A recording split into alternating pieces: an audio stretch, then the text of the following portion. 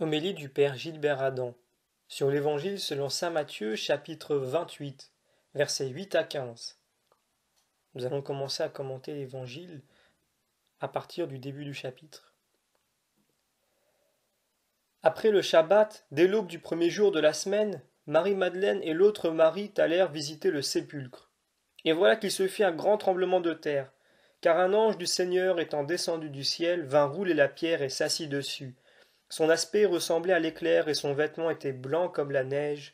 À sa vue, les gardes furent frappés d'épouvante et devinrent comme morts.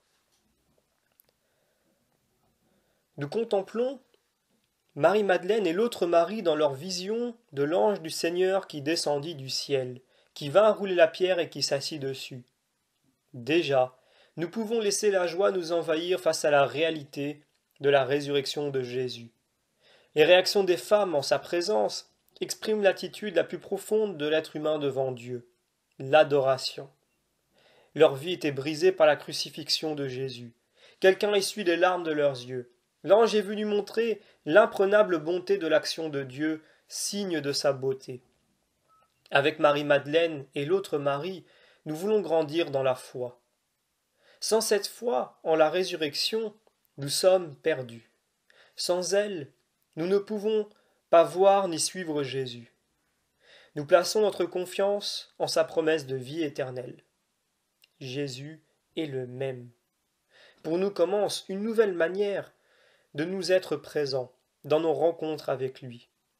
Ces femmes nous indiquent une bonne attitude envers Jésus dans son Eucharistie. Nous continuons la lecture de l'Évangile.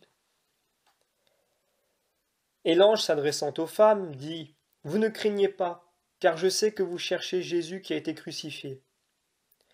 Il n'est point ici, il est ressuscité comme il l'avait dit.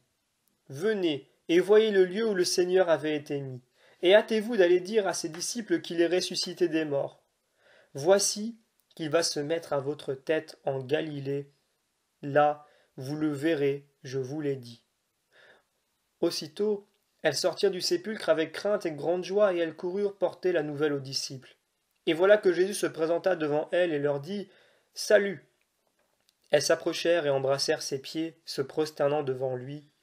Alors Jésus leur dit : Ne craignez point, allez dire à mes frères de se rendre en Galilée, c'est là qu'ils me verront.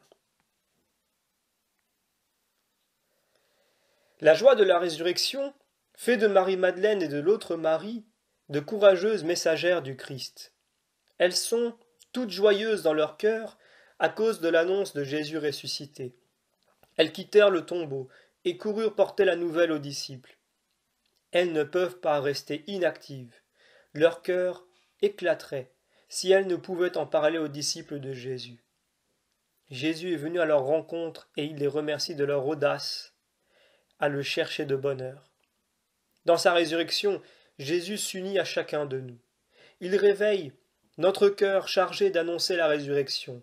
Il révèle son grand désir d'être annoncé au monde pour l'attirer à lui et le sauver. Le désir de l'épouse correspond au désir de l'époux. Le mystère de l'amour divin pourra se réaliser. Chacun de nous aujourd'hui encore annonce la bonne nouvelle de la résurrection. Nous terminons la lecture de l'Évangile. Pendant qu'elles étaient en chemin, quelques-uns des gardes vinrent dans la ville et annoncèrent au prince des prêtres tout ce qui était arrivé.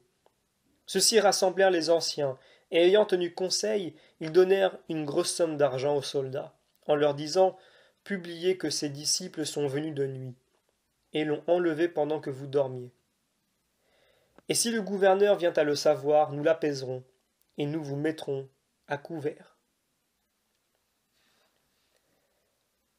L'argent et le mensonge étaient à l'œuvre pour la condamnation de Jésus dans la trahison de Judas.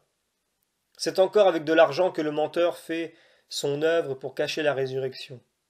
Les gardes ont obéi au chef des prêtres en échange d'une somme d'argent.